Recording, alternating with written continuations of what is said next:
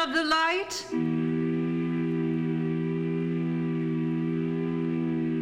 Come to Oak Cliff. See the light that tells stories on the wall.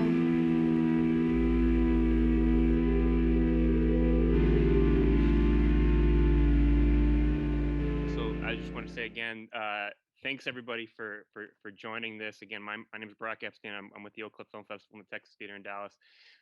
And it's kind of an honor, it's definitely an honor to have Summer Soul as our opening night film here. I was hoping you guys could chat a little bit about the film. Everyone in the audience has just seen it. And we have Sean Martin, the great Dallas music artist here, who's worked with some of you guys as well, to kind of lead this discussion and chat. So Sean, I wanted to throw it to you to kick it off. First of all, thank y'all so much for even having me. And I mean, we can jump right into it. I gotta say, as a musician, this is probably one of the most inspiring films that I've seen in a while, and I mean that with every ounce of humility. So to Joseph, David, and Robert, thank y'all very, very much for even taking on this endeavor of unearthing and representing, because it's really a representation of something that happened. So I have to ask, how did this even come about? I'll jump in. I got involved in this project probably, I was trying to figure it out the other day. I think it's 12 years ago. And I was working as a lawyer for an entertainment company, and we were distributing, producing movies like Memento and Donnie Darko and Whale Rider, and really cool indie company. And a friend of mine approached me and wanted some help with a R&B doc he was working on, and I was helping him out with legal clearance issues and things like that. And one day he came to me and said, "Oh, I heard about this amazing concert and this footage that exists of it." And I didn't believe it like everybody else, and I started researching it, and I found the guy Hal Tolchin, who was still alive at the time, who had been involved in the original production. He had a TV and production company in New York, and he got permission to shoot the festival. And I went to New York and I met with the guy who was older at the time, and convinced him to let me get involved in it. And over the years, I tried to put it together, and finally got together with David, and David and I raised the money for it, and we got Joseph involved and Amir Questlove, and here we are. Gotcha. Yeah, so talk to me about Questlove is one of the most highly revered drummers and music historians of my culture. Talk to me about how all of that meshed, because I mean that's a major thing. Of course, knowing him and knowing how much he loves Black music history, right? What were some of the things that drew him and you all together? Well, let me just jump in for a second. I mean, I think it was critical for all of us to find a storyteller, a director that has a singular voice that can actually, understand the context of which this concert took place and bring that to an audience. And our search, quite honestly, was pretty short. We had him, on top of our list. We knew he had not directed a feature documentary before, but felt that as a storyteller, he was one of the best. And knowing that, showing him the footage and how excited he was about this, quite honestly, doubting for a second that this actually took place was sort of this amazing thing. And once we went to the Tonight Show and showed him some of the footage, he paused for a second, probably questioned himself to say, can I actually, do this? And soon thereafter got, incredibly excited and felt like this is an endeavor he had to undertake. And we were off to the races. The thing about Amir is that he is still a fan at heart. And, I think he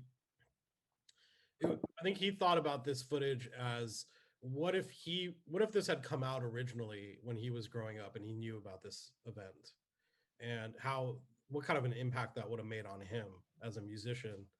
And I think that's one of the reasons why he felt compelled to get involved in this and tell this story, is that he understood that this was such a momentous event in that summer, and it deserved to be seen by people. And I think he felt a certain responsibility with bringing that story out to the public. So treating the material and the story with great care. Yeah, I would just tack on there. Initially, he described it as, a possible example of Black erasure, where there's this historical event, 300,000 people attended, over 6 days, and no one knew about it. It was like, it's shocking. And I think, as Joseph said, what if people did know about it much earlier? How would that, play into the context as we remember the summer of '69, or the music during that particular time? And I know we describe this to people to sort of put it into modern day perspective as, what if there were two Coachellas? That's the sort of size of this. It was just huge in its own right. And it took place in the middle of a city. I mean, it was sort of incredible, yet there was so little coverage. So I think Amir just felt like he needed to write history and do the best job he could to tell this story. As the people who helped put it all together, what were some of your initial thoughts? The initial reaction you have after watching this incredible footage is, oh my God, how can we decide what we're going to put in a movie? Because there's an abundance of riches, and that really started the process of just talking about it, saying, oh my God, there's this moment where Mahalia Jackson's singing with Mavis Staples, or there's this moment where Pop Staples is talking to the crowd about staying in school and maybe becoming president one day, or all the little things that are just these little tidbits, and then really sort of organizing our thoughts and figuring out how do we put these together into a story. And that was really I think all of our processes. The reason why I asked that question is because watching this movie is like looking through a mirror. There was a time in 1969, of course, the premise is, in 69, there was Woodstock, right? There was Woodstock, and then there's, Summer of Soul. They both reflect the times. And the one thing that blesses me the most, even past the music, is the commentary. Because you do have to remember, in the 60s, for African Americans, they just lost Kennedy, both Kennedys. They lost, King, they lost Malcolm, and even, my dad was like, yeah, and then you had Medgar, then you had it, and I was like, oh yeah, you know what? You don't think, there was so much built up frustration for the African American community. And so then now all of a sudden there's this one day, not one day, but there are these 6 days actually, that encapsulates two things: Black pride and Black frustration. I mean, like, it's so beautiful. Y'all, hey man, y'all, if I could high five y'all, I would high five everybody. It's great. I'll say this though. It is great. What you were talking about earlier about sort of reflecting each other. I think my favorite scene in the movie is the moon landing scene. And it's one of those things where when we looked at what was happening in the summer of '69 and all the sort of very important historical events, what we realized is that, right, the man lands on the moon in the summer of '69. And everyone, when they look back, it's taken for granted that this was an incredible achievement and it meant so much to every American. And I think what we found, right, when researching the story and the archival, is we found this clip where Black Americans in Harlem did not think it was that great of an achievement relative to what that money could have been spent on. And that's a very different perspective that for many decades has been ignored, still is ignored today. And Today, yeah, yes. and I think that to me is a scene that really encapsulates what our film, the kind of story we're trying to tell, and the real concept behind it, but also the parallels that exist today that we don't really beat you over the head with. The audience sees it and they can make the connection themselves. And I think that was Yeah. really important. Like aside from Red Fox, which having the joke of the entire movie, it's really funny. It's like that clip never was released. The one where they're interviewing people in the lobby of the Apollo Theater. We excavated that from the archives of CBS, and that clip was never shown back in that time period. It was recorded but never shown. So I think it's really important that people understand there's a different perspective on history. What you think you remember, it didn't apply to all Americans, and I think that's sort of one of the lessons of this film. And it's funny because it's the age-old adage: the more things change, the more they stay the same.